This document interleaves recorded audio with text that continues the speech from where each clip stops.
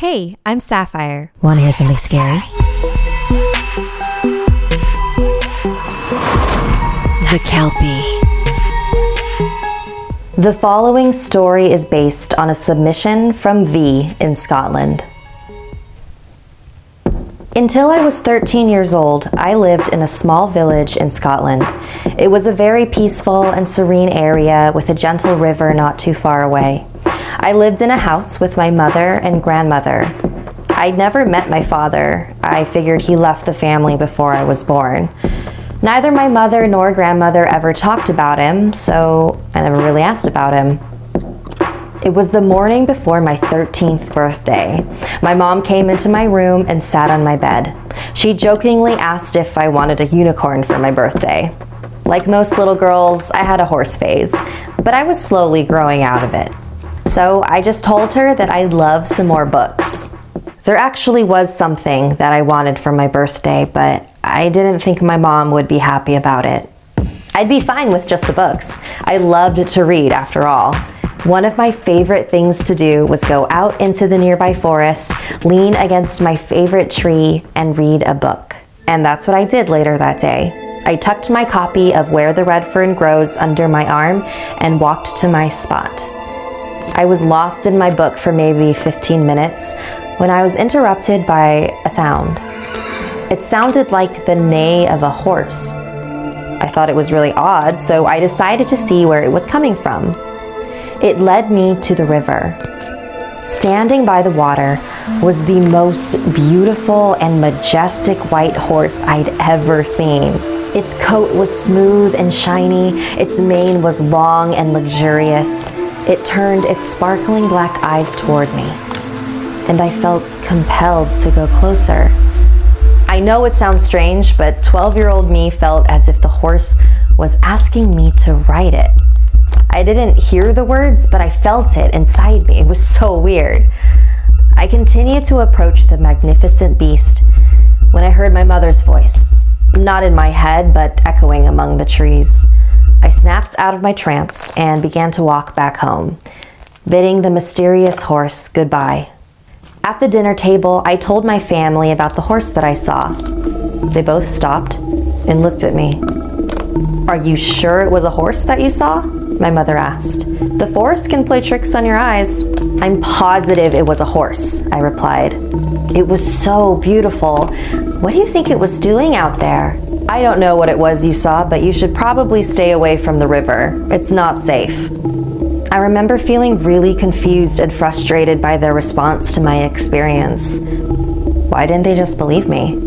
The next morning, I woke up to my mom singing happy birthday to me in my room. She said my grandma had gone into town for a special birthday surprise, so we would celebrate when she got back.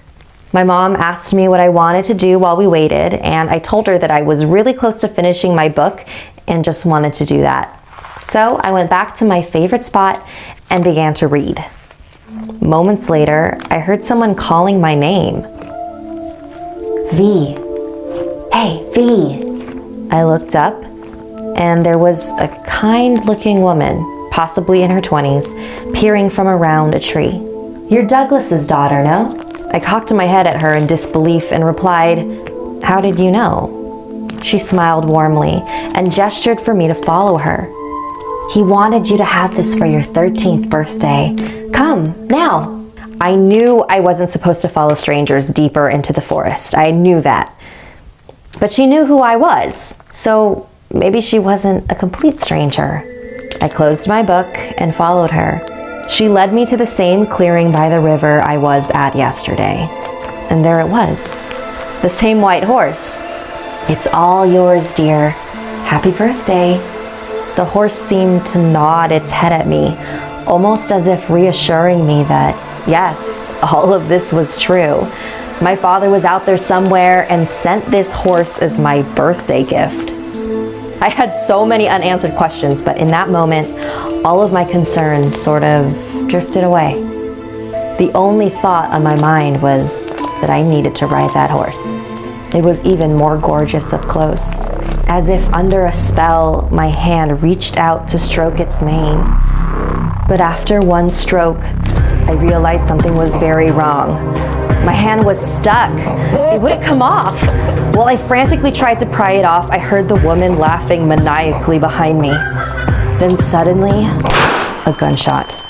I turned around to see the woman's body on the ground morph into the body of a dead black horse.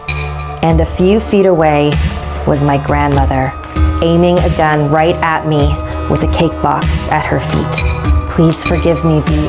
Now hold still. I ducked my head and felt liquid fire tear through my fingers. She had shot my hand. I grabbed my bleeding digits with my other hand and screamed wildly. But I was free. I ran toward my grandmother while the horse's body began to shrivel and fall into the river. After my grandmother had bandaged my hand and I had calmed down, I asked her what the hell happened back there. "I am so sorry, V," she said, "but I had no choice. That Kelpie was going to drag you into the river and drown you." Kelpie? What's a Kelpie? They're malicious horses that live near the water. They can shapeshift into human beings to try and trick you into riding their sticky bodies. That's actually how your father died. I took a moment to let that new information sink in. But why didn't we move? Why didn't we leave this area? Because we didn't want to believe that's what happened, V, my mother cried. We moved to the city shortly after, far away from any large body of water. I may have lost a piece of me that day, but I also got my birthday wish. I finally learned the truth.